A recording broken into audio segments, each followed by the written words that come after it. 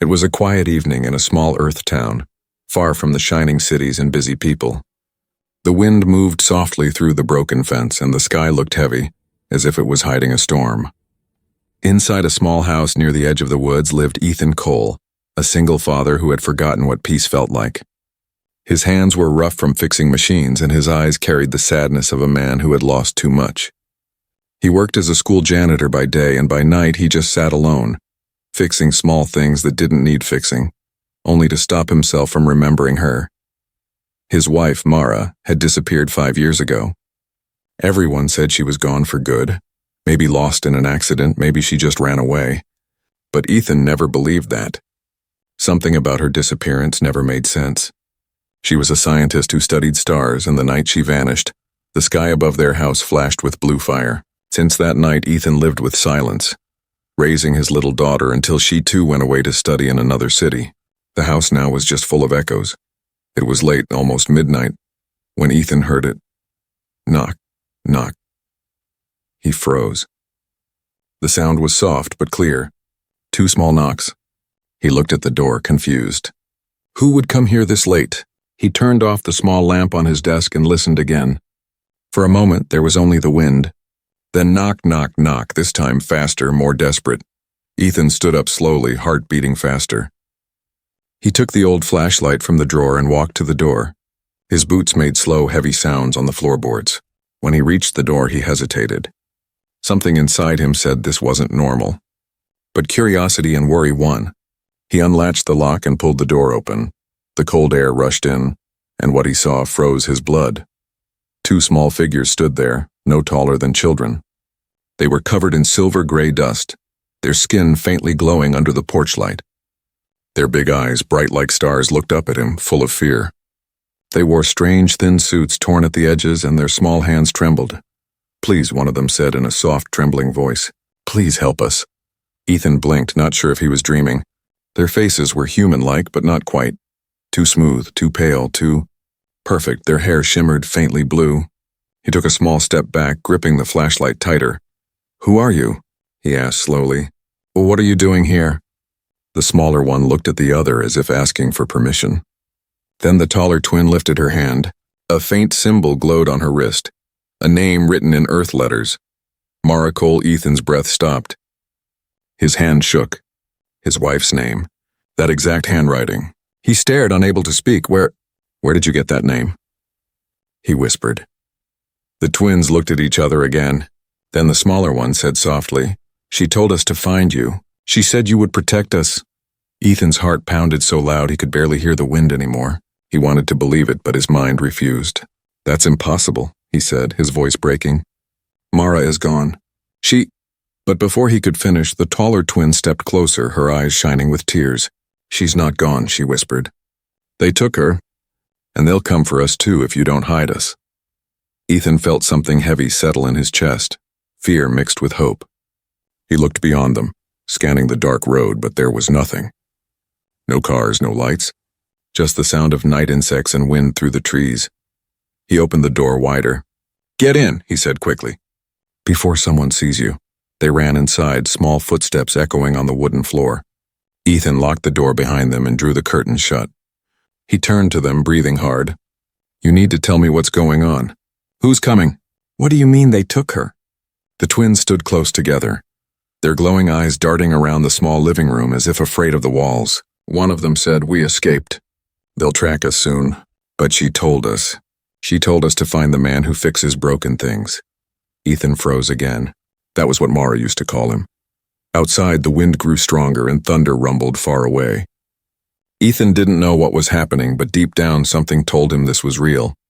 Something told him that his quiet, lonely life had just ended.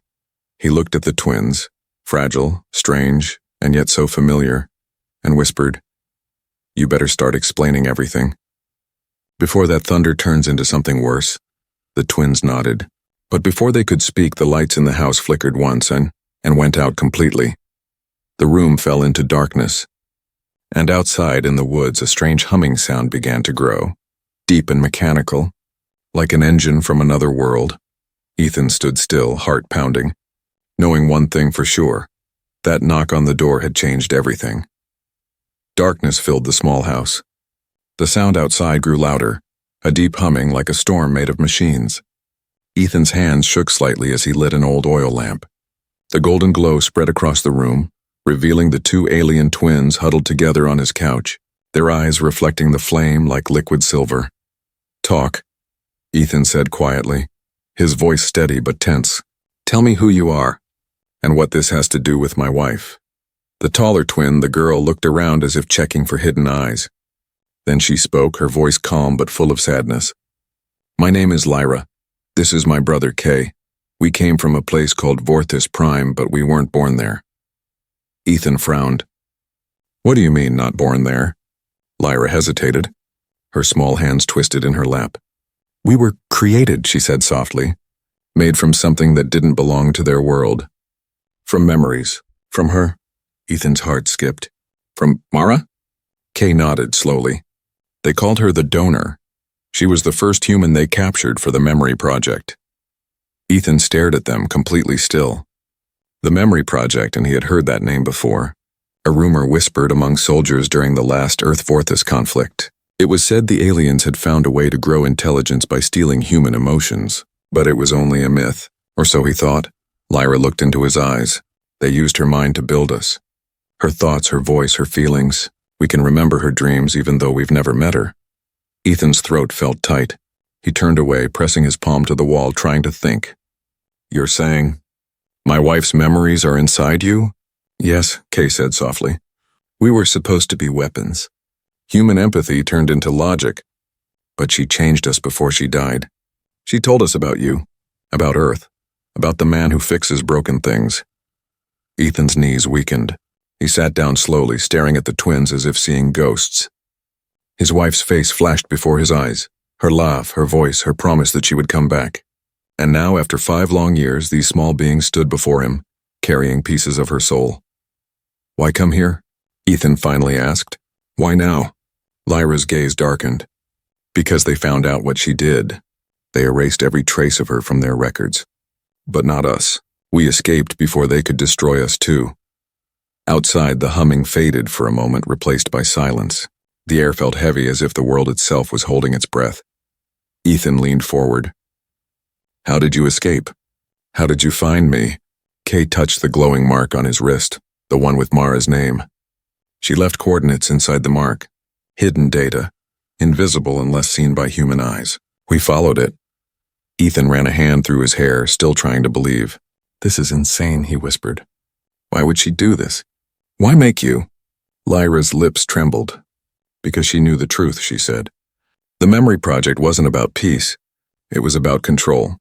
They wanted to use human emotions to erase rebellion across the stars, but your wife refused. She gave up her life to give us free will." Ethan looked at them both. They looked too young, too fragile to carry such a heavy story. But their eyes, those shining eyes, told him everything was real. The oil lamp flickered again. Kay turned his head suddenly toward the window. "They're close," he whispered. "The hunters."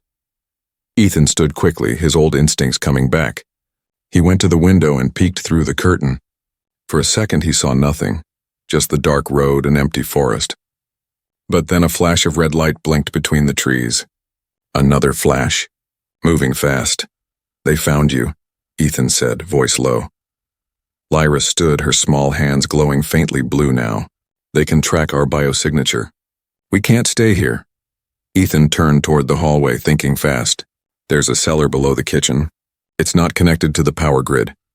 He moved quickly, pulling open a trapdoor hidden under the rug. The twins followed, their small feet barely making a sound. As they climbed down the narrow steps, Ethan paused. "What happens if they find you?" "They'll erase us," Kay said simply. "And then they'll come for you." Ethan's eyes narrowed. "Why me?" "Because you were the first human she ever loved," Lyra said softly. "And love is something they cannot control." Ethan stared at her, stunned. For a long moment he didn't speak. Then he closed the trapdoor quietly and whispered, "Then we fight." Above them a loud thud shook the house. The air hummed again, windows rattling. A bright blue beam swept across the walls as something hovered outside. The twins clung to each other, eyes wide. Ethan reached for the old rifle he hadn't touched in years. His pulse pounded as the sound of heavy steps echoed on the porch. Lyra's voice trembled in the dark. "They'll break in soon." Ethan checked the gun, whispering. "Then they'll regret knocking on my door." Outside, lightning split the sky, revealing dark figures descending from ships that weren't supposed to exist. And inside that small Earth house, a janitor and 2 alien children prepared for the night that would change the galaxy forever. The night had grown darker than any Ethan could remember. A low, pulsing hum filled the air, coming from beyond the trees. The windows trembled as if the sky itself was breathing. Ethan crouched near the trapdoor, his old rifle gripped tight in his hands. The twins, Lyra and Kay, sat silently below, their glowing eyes watching him with both trust and fear. A blue light flashed across the window. Then another. The forest outside was no longer silent. Shapes moved between the trees, tall, armored, walking too smooth to exact. Alien soldiers. The hunters had arrived. Ethan's heart thudded hard against his ribs. His mind raced back to the battlefield years ago, back when he swore he'd never touch a gun again. He'd seen too much, lost too much. But now 2 small children, no, 2 fragments of his wife's soul, were depending on him. He whispered through the floorboards, "Stay quiet. Don't move until I tell you." Lyra nodded, clutching Kay's hand.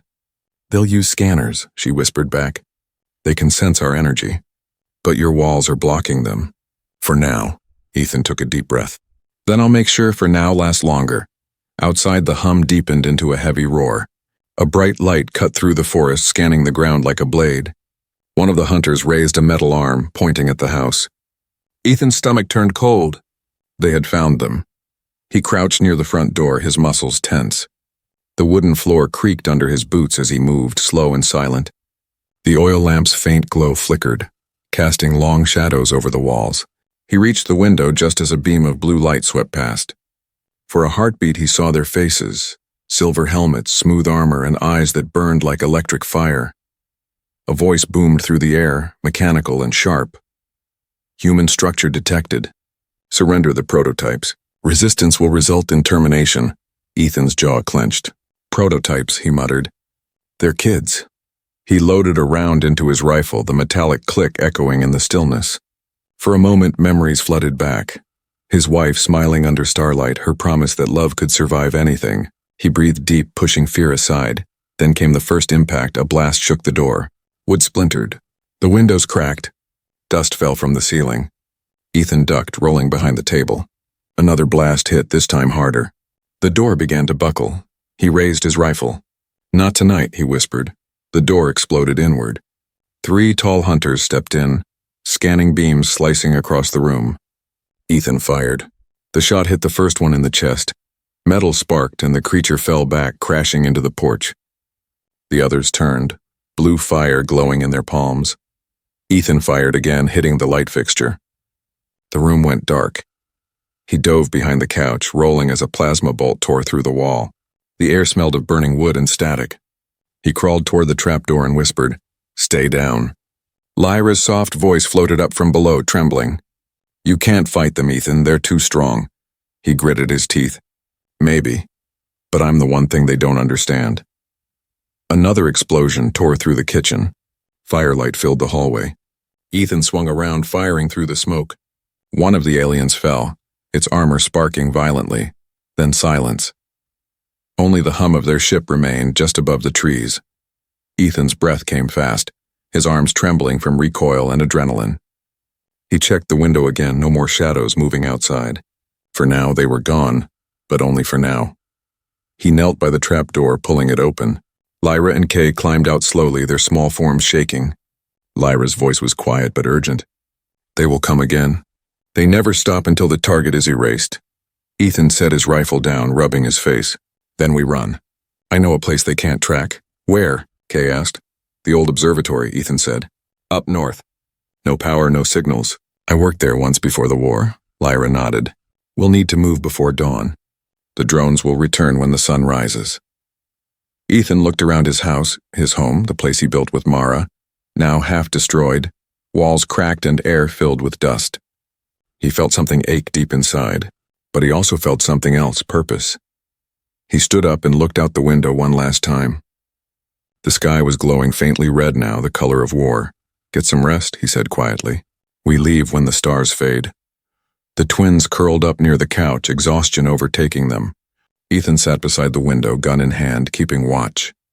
As the night stretched on, he thought of Mara, of the woman who had once believed love could bridge galaxies. Maybe she was right. Maybe that love was still alive, hidden in these children who had come knocking on his door. Outside, the alien ship vanished behind the clouds, but deep in the forest, small red lights began to move again. Silent, patient, waiting for dawn. Ethan's fingers tightened on the rifle. He whispered to himself, "If they come again, I'll be ready." The first light of dawn was faint, thin and colorless, more like smoke than sunrise. Ethan stood by the window, his rifle slung across his shoulder, eyes fixed on the edge of the woods. The forest beyond looked endless and cold, but he knew it was their only hope. The alien patrols would return soon. They always did. Behind him, Lyra and Kay stirred quietly. The twins looked pale and tired, their glowing veins dimmer than before. They hadn't spoken much since the raid. Fear sat heavy in the air, but so did something else. Determination. Ethan packed what little he had, a small bag of tools, a canteen, 2 ration bars, and a worn-out compass. He looked around the broken house one last time. The place was no longer home, just a memory full of ghosts. He turned to the twins. "We move now," he said softly. "Once the sun's up, their scanners will find us again." Lyra nodded, clutching her brother's hand. "The forest will hide us for a while," she whispered. "Its minerals distort their tracking beams. That's why we came here." Ethan gave a short nod. "Then let's use that gift." They slipped out through the back, stepping into the damp soil. The morning air was sharp, filled with mist. Every branch and leaf glittered with dew like tiny mirrors reflecting the sky. Birds had gone silent. The forest felt alive but watching. Ethan moved first, slow and silent, keeping his steps light. The twins followed closely behind. For a while, all they heard was the sound of their own breathing and the rustle of leaves. After an hour of walking, Lyra suddenly stopped. "Wait," she whispered. Ethan froze. "What is it?" Kay's eyes flickered faintly blue. "Drones," he said. "Above the canopy." Ethan crouched low and motioned for them to hide. They slipped behind a thick fallen tree, pressing into the moss. Moments later, a faint hum drifted through the air. A silver sphere glided between the trees, its scanning light sweeping the ground in soft pulses. Ethan's pulse quickened. He slowly reached for his rifle, but Lyra touched his arm. "Don't move. It reads heat, not sight." They stayed still as statues. The beam of light passed inches from Ethan's boots. For a few seconds, time stopped. Then, as silently as it came, the drone floated away, disappearing into the mist. Ethan exhaled slowly. That was close. Kay looked up at him. "It won't be the last." They continued moving deeper into the forest. Hours passed. The trees grew taller and thicker, their trunks like stone pillars. The air became colder and faint blue particles drifted in the air, glowing spores that clung to their clothes. Lyra brushed one away. "The energy here feels old," she murmured. "Like this world remembers something." Ethan gave her a curious look. "You can feel that?" She nodded. "We're connected to energy patterns. Your wife taught us how to sense them. She said Earth's forests hold the oldest codes." Ethan felt something twist inside him, a strange mix of pride and grief. He missed Mara more now than ever, but knowing she had taught them gave him strength. By midday, they reached a small clearing beside a shallow stream. Ethan stopped, kneeling beside the water. "We'll rest here for a bit." He filled the canteen while the twins sat on a rock, their small forms reflected in the stream's gentle surface. They looked almost human now, tired, hungry, but still innocent. For a moment, Ethan forgot they were alien. They were just 2 lost kids who needed someone to protect them. Then Kay winced suddenly, clutching his arm. The veins on his wrist glowed bright white. "Hey!" Ethan rushed over. "What's happening?" Lyra looked terrified. "They're tracking us through him. The tag in his blood just reactivated." Ethan's eyes darted around. "Can you remove it?"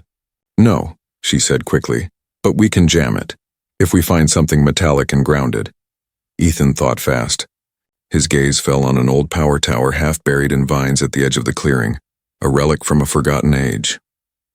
"There!" he shouted. They ran toward it. Ethan pulled his multi-tool from his belt and began cutting the vines while Lyra placed her hand on Kay's shoulder. Her glow intensified, strands of light connecting the two like threads. "Keep him still," she said, trembling. Ethan worked fast, wiring a rusted metal plate to the tower's frame. Sparks flickered. He grabbed Kay's arm and pressed it to the metal.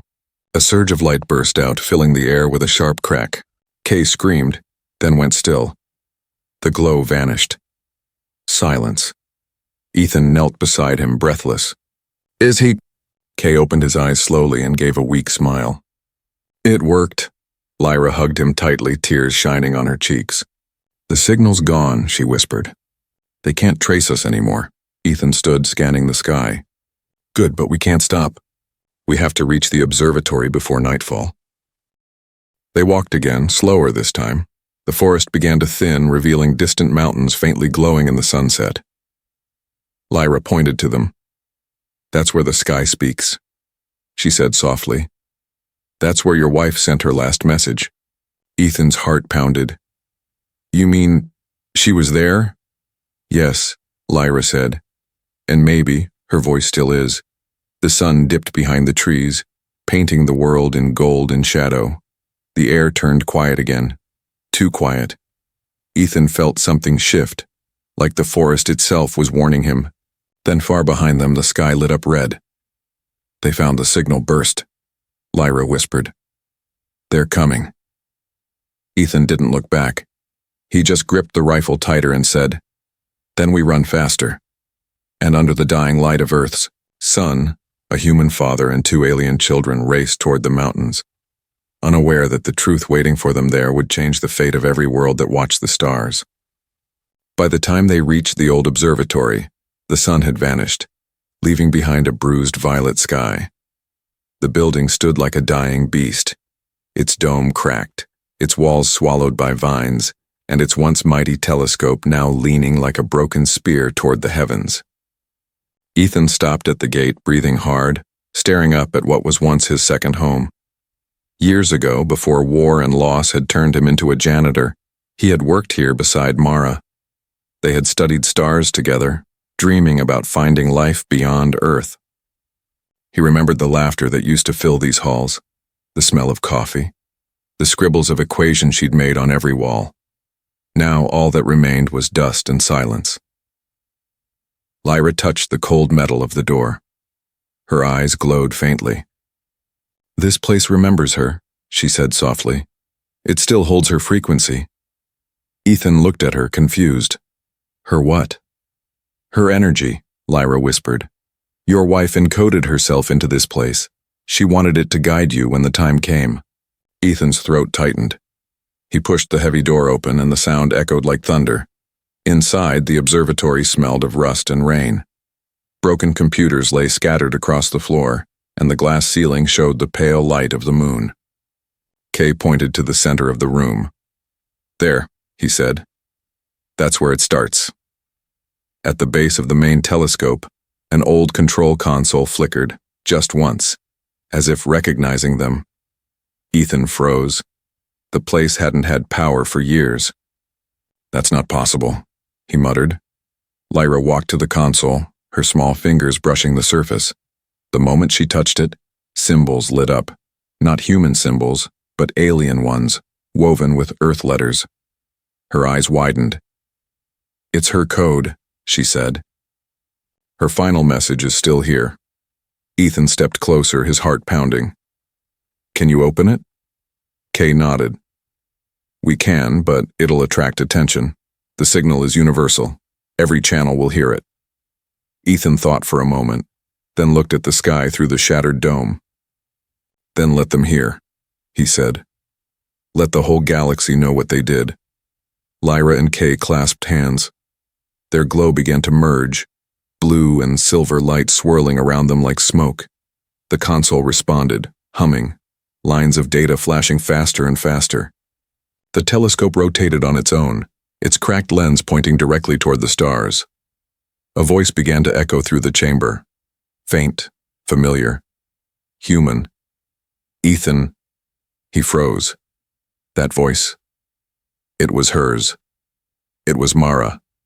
Ethan, if you're hearing this, it means they found me.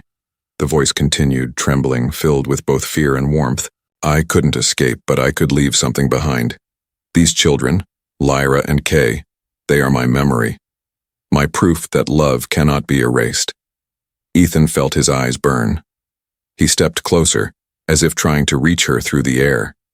Mara, he whispered. Her voice grew clearer. They're using human emotion to power their network. Every smile, every tear, every dream, stolen and turned into control. I refuse to give them yours, Ethan. I refuse to let them have your love. The twins' glow brightened, filling the room with shimmering light. Data streamed upward into the sky, forming a pillar that pierced the clouds. But they'll come for you, Mara's voice warned. They'll destroy anything that remembers what love truly means. Protect the twins, protect yourself. The galaxy must know the truth. Static crackled and her tone softened, gentle as a lullaby. Tell our daughter. Her mother never stopped watching the stars for her. Then the voice faded. The light dimmed. Silence returned, except for Ethan's quiet sobs. Lyra and Kay looked weak now, their glow almost gone. Lyra turned to him, tears slipping down her silver cheeks. We did it. The signal is moving. Every relay in orbit is copying it.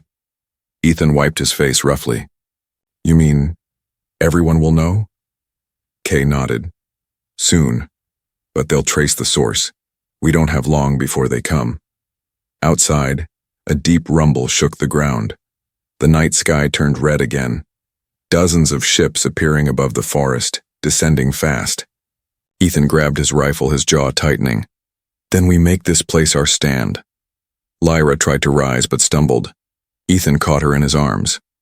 You can't fight, he said. You've done enough. No, she whispered. We stay. The message needs more time to finish transmitting. If they stop it now, everything she gave will be lost. Ethan stared into her eyes that carried Mara's strength. He nodded once. Then we hold the line. He moved to the shattered windows, setting up what few defenses he could. Overturned desks, wires connected to broken batteries, anything that could buy them minutes. The twins sat by the console, their light pulsing softly, synchronizing with the telescope's beam. Outside, the forest burned red under the alien lights. The sound of engines grew deafening. The hunters had returned, but this time, Ethan was ready. He whispered under his breath, voice steady and fierce. You took my wife. You tried to erase her. But tonight, the whole galaxy will remember her name. As the first blast shook the ground, the beam from the observatory reached its brightest, a ray of truth shooting into the endless dark. And for a brief, blinding moment, it felt as though Mara herself was standing beside him again, watching the stars she once loved, and smiling. The first explosion ripped through the night like thunder tearing the sky apart. The observatory shook, dust falling from its cracked ceiling as firelight washed through the windows. Ethan steadied his rifle, eyes sharp, heart cold. The alien ships had arrived. He could see them descending beyond the trees, sleek black hulls glowing with red veins of light, moving like predators in silence. Inside, the control console hummed with frantic life.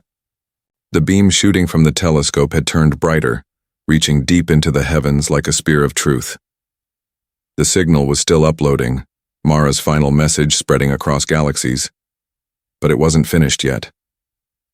Lyra sat on the floor beside her brother, her palms pressed against the ground. They're trying to block the transmission, she said, her voice weak but determined. They're jamming every frequency. Kay coughed, sparks flickering from the veins along his arm. We can hold it, but not for long. Ethan crouched beside them, checking his rifle's charge. Then I'll buy you the time you need. Lyra looked up at him, her silver eyes full of fear. Ethan, if you fight them, they won't just kill you.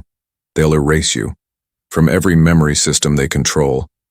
He gave a small, tired smile. Then I'll make sure they remember the pain first. The ground outside shook again, closer now.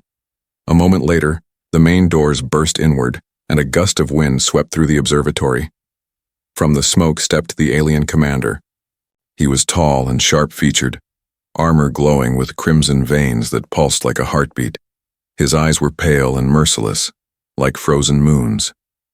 But what made Ethan's chest tighten wasn't his presence. It was the faint necklace hanging around the commander's neck. A small metal ring, Mara's wedding ring. Ethan's knuckles went white around the rifle. "Where did you get that?" The commander smiled faintly. "From her. She gave it willingly before she died." "You're lying," Ethan growled. "She was brilliant," the commander said coldly. "But she was weak. She believed emotion was strength. She believed you were strength. She was wrong." Ethan's hands shook, not with fear but rage. "You murdered her." "I completed her purpose," the commander replied. "Her memories were necessary for progress. Those children," he nodded at the twins, "were our greatest success. But now they're a threat, and so are you." Ethan aimed the rifle. "Then come take your failure back." The first shot roared through the hall. The commander's armor sparked, deflecting it easily, but Ethan was already moving, rolling behind a fallen console, firing again and again. Plasma bolts tore through the air, searing the walls. The smell of ozone filled the room. Lyra cried, Ethan, stop, you can't win like that." But Ethan wasn't trying to win, he was buying seconds. Every second they held mattered. He ducked behind the pillar as energy beams exploded around him. One grazed his shoulder, burning through his jacket. He gritted his teeth, ignoring the pain. He could hear the hum of alien footsteps, multiple now. The commander wasn't alone. Kay stood suddenly, trembling. His small hands began to glow, light spilling between his fingers. "I can stop them," he whispered. "Don't," Lyra shouted. "It'll burn you out." He shook his head. "Mom said sometimes you have to give something to protect everything." Before anyone could stop him, Kay raised his hands. A wave of white light exploded outward, hitting the aliens like a storm. Their weapons shorted, sparks flying, armor cracking. The commander staggered backward, shielding his eyes. "Kay!" Lyra screamed. The boy collapsed, his glow fading fast. Ethan rushed to him, pulling him into his arms. The small alien's breathing was shallow, his skin dim. "Did it work?" Ethan asked, voice breaking. Kay smiled weakly. "For now." The console flickered again, the signal still running. Ethan looked up. "Then we finish it." The commander stepped forward, his armor smoking but still functional. "You've caused enough damage," he hissed. "The galaxy will not remember your kind." Ethan's voice hardened. "Then I'll remind it." He fired one last time. The bullet struck the ceiling, shattering a section of the dome. Moonlight poured in, hitting the telescope's beam, and something changed. The light scattered, multiplying, becoming hundreds of smaller rays shooting in every direction. The stars themselves seemed to shimmer in response. The commander stared upward in disbelief. "What have you done?" Ethan smirked. "Amplified it." Lyra crawled to her brother's side, tears glowing down her cheeks. "The message. It's spreading to every relay now." The commander roared, charging forward, his blade igniting with red plasma. Ethan raised his rifle, but it was empty. The commander swung Rico and stopped. Lyra stood in front of him, her small hands outstretched, light blazing so bright it blinded everyone. "You don't get to erase love," she whispered. "Not anymore." A surge of energy erupted from her palms, white and gold, wrapping around the commander. His armor cracked, his weapon shattered, and his scream echoed across the mountains. Then the light consumed him, leaving nothing but silence and falling dust. Ethan fell to his knees beside the twins. Kay's breathing was faint. Lyra was trembling, her glow flickering like a candle. "We did it," she whispered. "The message is free." Ethan looked toward the sky. The stars were alive, shimmering with strange new colors. Across the galaxy, truth was spreading. Every race, every world, every being learning what the Memory Project had done. He placed a hand on both twins' shoulders, tears filling his eyes. "Your mother would be proud." Lyra smiled weakly. "She's proud of you too." Outside, the dawn began to rise, painting the ruins in light. The beam faded, but its echo lived on, carried across the stars. And as Ethan looked at the sky, one thought filled his heart. Love hadn't died. It had just become light. The world outside the shattered observatory was silent. too silent for what had just happened. Smoke drifted through the cracks in the walls, curling around the ruins like fading ghosts. Ethan sat on the cold floor beside the fallen console, his hands trembling, his heart heavy with exhaustion and disbelief. The night's battle had ended, but the echoes of it still lived in his ears. Plasma fire, screams, the hum of alien ships falling from the sky. Above them, the sky was no longer dark. The stars were alive, each one pulsing softly, carrying the message that had spread across the galaxy. It wasn't just light anymore. It was truth. It was love turned into a signal that no machine could erase. Lyra knelt beside her brother, holding his small hand tightly. Kay's glow was fading, his breathing soft and uneven. Ethan touched the boy's shoulder gently. "Stay with us, kid. It's over. You made it." Kay's lips moved slightly, forming a weak smile. "The message reached them all," he whispered. "The networks.